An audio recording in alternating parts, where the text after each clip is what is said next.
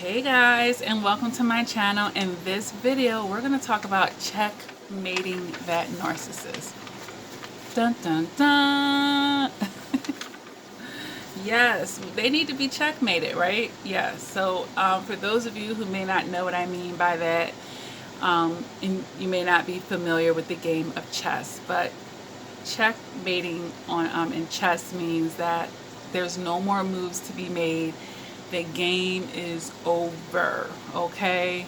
You've got somebody, you've got the king piece stuck and there's nowhere for it to move. You won. All right, so I want everyone to be able to basically checkmate the narcissist. So what will you need to do? All right, before we even get into, what do I have here? I have a list of 5 ways to checkmate them. Okay. Or 5 concepts and ideas or energies that you need to have about you, all right? But before we even get into these suggestions and, you know, things that are going to help you checkmate this narcissist, you need to be able to be clever. All right? So if we're being clever, we're doing what? We're using our critical thinking. We're using our emotional maturity. We also need to be able to be discreet. All right, we need to be able to move in silence. All right, we need to be able to be swift. That means we're going to be catching that narcissist off guard. They don't see it coming. And we need to be able to think ahead. Stay several steps ahead of that narcissist. All right, we need to be able to be controlled, emotionally controlled, not emotionally vomiting, not emotionally reckless, not all over the place, because timing may be a factor that's involved with you checkmating this narcissist. All right, but you have to stay in control, and then ultimately you need to do these things on the list and be calm and collected and composed all the way through. Okay, because once we checkmate another person, there's no more moves for them. They just gotta what? Take that L. They just got to take that L. All right. So now let's go ahead down on my list now that I'm telling you, you know, where you need to be. And let's add one more thing, actually. We need to see the bigger picture of things. So we can't be small-minded like them. All right. This is going to require you to not be small-minded like them. You need to be able to see the bigger picture. And they're not even going to be able to see it right away. But we just need you to see it, okay? Because we don't need their participation to checkmate them. They're gonna F themselves. But you be able to see the bigger picture, all right? Now, if you can do all those things, be clever, discreet, swift, stay steps ahead, have your emotional maturity, be controlled with your emotions and your timing, stay calm, collected, and composed, and see the big picture, finish the video. Let's continue on, all right? You're ready to checkmate the narcissist. All right, number 1, let them have the last word. Let them have the last word. And I know some of you are going to be like, what? After they said all of this stuff to me, after they called me out my name, after they cursed my family and my children and my whole generationals and all this other stuff, after they said this, that to me, you want me to let them have the last word and not retaliate and not say anything back? Yes.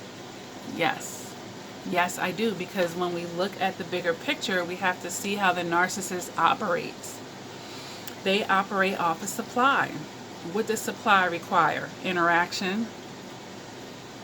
That is the necessary ingredient. And, you know, oftentimes when the narcissist is discarding or they're starting an argument with you, they're trying to actually provoke you to chase them. And that gives them that much more supply and fuel, guys. So if you say nothing, you're minimally hitting 2 birds with 1 stone. Minimally. Minimally. Because now they become a non-factor while you're exiting stage left, and they're dumped and ignored.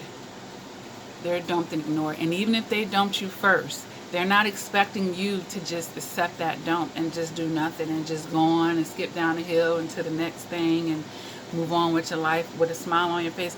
They're not expecting that. They're not expecting that.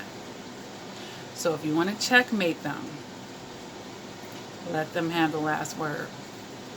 Because they're going to be like, what? They're not even worth fighting for. That's how they're feel. You're not even worth the energy of an argument. Because, you know, for them to even have you to this point in a relationship where they're, you know, arguing with you and trying to devalue and discard, they pegged you as a codependent, as a weak person, as emotionally immature to them. So they're going to expect you to be fitting a certain protocol. Okay? Now you're going to blindside them. Oh, you thought I was just this mild, meek, weak, emotionally inferior person to you. No, I wasn't. But you're going to do this through your silence. Let them have the last word. And then this is, see, narcissists are so image focused, and usually the last thing they say to you is really nasty and mean. And they want you to say nasty and mean things back to them so that they can go show other people how much you deserve to be discarded. Like, they'll probably even delete the messages they said and just keep yours. See, this is how we got to see the bigger picture and how we're giving ammo to them, even when we feel like we're just defending ourselves.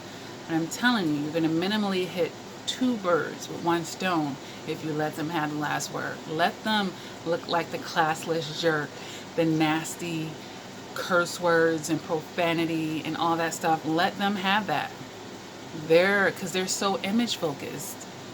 You know, if you were to even show that to people in you guys' circle, they would have anything to show about you. You didn't give them anything. They wanted you to give them that, because then it would justify everything. So trust me, you're minimally getting 2 birds with 1 stone. But you have to be self-assured here.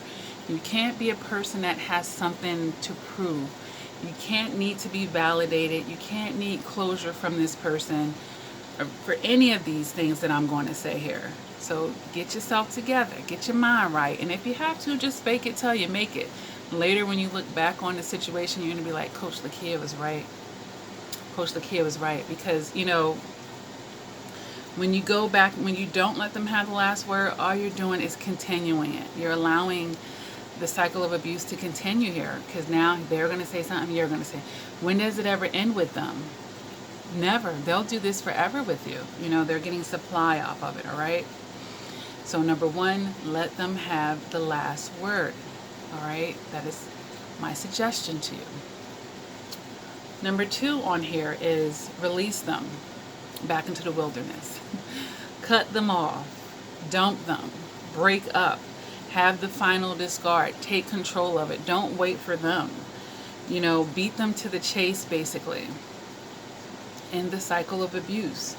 Remove yourself out of the equation.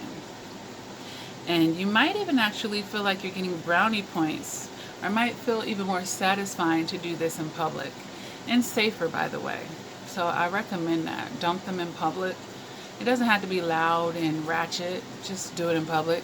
Loud, you know, it could be just I think it'll be safer too. Because narcs do have rage, and you never know. And depending on this, you know, what they did to you in a relationship, especially. All right? But yeah, release them back into the wild. Because it takes 2. If you literally dump them, what can they do? You know? What can they do?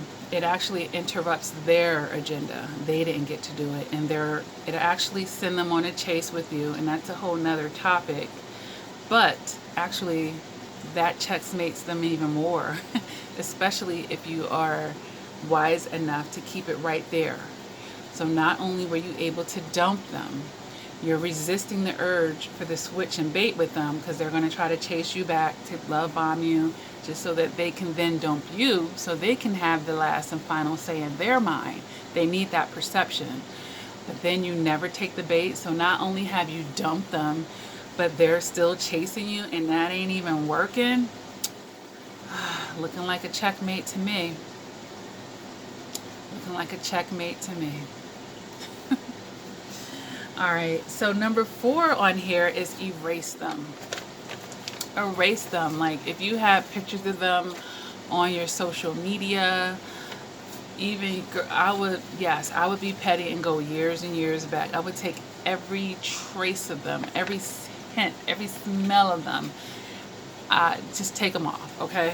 Then I would block them from all my social media, block them on my emails. Like, I would rename the contact something really ignorant and low vibrational, just so you know it's them, you know, just so you know it's them calling, but then still block the number, of course. But I would rename the contact to something completely indecent. Like, just get rid of them. Items that you might have of theirs, all that stuff, like, erase them. And then if mutual friends come to you, look, I don't want to hear anything about that person. That person is nothing to me. They're complete non-factors.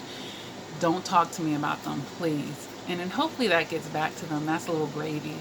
You know, people like to run their mouth. They'll go back and tell the narc, oh, such and such said you mean nothing to them. They don't want to hear nothing about you. Checkmate. Because you've already let them have the last word. You done dumped them and stuff, and you like say nothing to them, but they're getting messages through other people. That sounds like a checkmate to me, baby. So, you know, let's go to number 5 here. Number 5 on my list here is give them no grace periods. You know, survivors are some of the most compassionate, patient people I've ever met. I'm serious. The empaths, codependents, so patient. But now we're going to stop that, because number 5, we're not giving them any grace periods. We're not talking it out. We're not working on things. We're not going to counseling. We're not waiting to see.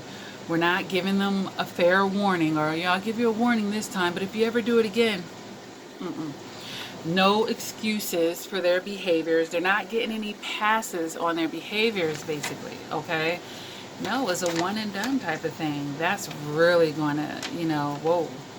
You know, they're used to buttering people up, charming their way. I'm sorry, I wasn't raised that way. It's because I never got the adequate love, or, you know, whatever the BS excuse they'll make for not having common decency and manners.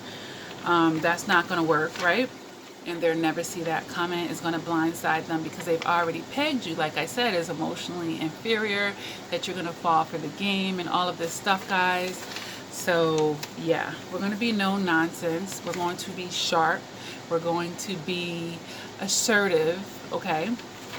And, you know, we're going to nip it in the bud.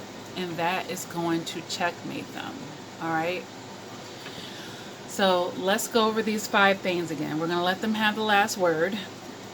We're going to release them into the wilderness, or basically we're going to break up with them and dump them, okay?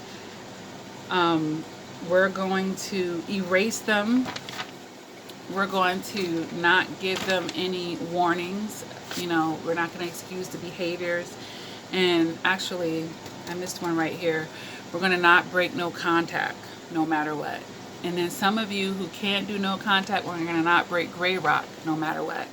So no matter how many baby, I'm sorries, no matter how many dozens of flowers they send you, expensive gifts, no matter how hard they try to be put in your pathway, they try to walk past you to see if, don't even look at them, act like you didn't even see them through your peripheral. Like, you know, just don't break that no contact. Don't break that no contact, no matter what, and you would have checkmated them. Because they're just looking for opportunities, you know. When you keep your no contact, guys, you're taking the hope and you're stripping them of opportunities, all right? The whole thing behind me making this message is a lot of times people in their revenge to the narcissist don't understand that they're now putting themselves in competition with the narcissist, and now it's going to be what, emotionally draining, because you're being short-sighted, and is making things open-ended rather than checkmating them, okay? Open-ended means something that can be going on and on and on and on. Now I got revenge on you, now they're going to come back and do something, and then, you know, when does it end? You know, when does it end? You need to checkmate these people and get rid of them. You don't want to subject yourself to more offenses, all right? So do I need to go down that list again? I don't think so. I think we got it. I don't need to repeat that again. So, you know, hopefully, you know, you guys can see the bigger picture of why I'm giving you guys this advice, all right? I'm only going to try to steer you in a way that's going to help you and not hurt you, you know? So, yeah. Was that 5 or was that 6? 1, 2, 3, 4, 5. Okay, yeah, it was 5. Alright, so if this video resonated with you, go ahead and hit that like button. If you haven't done so, please feel free to subscribe to my channel. I think we've got about 600 videos here on the channel to help you with your emotional maturity, to help you understand narcissistic abuse, and help you understand yourself and relationships, shadow work, and all types of things in the world of psychology. If you're interested in that, make sure you're hitting that bell so that you're notified when I upload videos, which is quite frequently, guys. All right, I have a support group over on Facebook for survivors of narcissistic abuse. All right, and I do one-on-one coaching if you want to get that one-on-one personalized attention with me, and we can go over your specific situation. It's priceless, and I do recommend that for all survivors. I do voice calls, I do Skypes, guys, WhatsApp, all types of FaceTimes. I do email coaching. Writing can be very therapeutic as well. You can check the description down below for the books I've written, the No Narc merch. I have a second new channel, guys, that you are free to check out for my family-oriented subscribers. That link will be below the video as well. All right, it's not hard to get rid of a narcissist. It's not, and it's definitely not hard to disengage from them. You know, if some of you have had children, learn how to disengage and learn how to gray rock, okay? And then if you don't know how to do that, there are videos to help you with gray rock, so just search that. And I'll have some here on the channel as well. All right, so with that being said, thank you guys for tuning in. Keep doing the work, never give up on yourself, and until next time, please take care.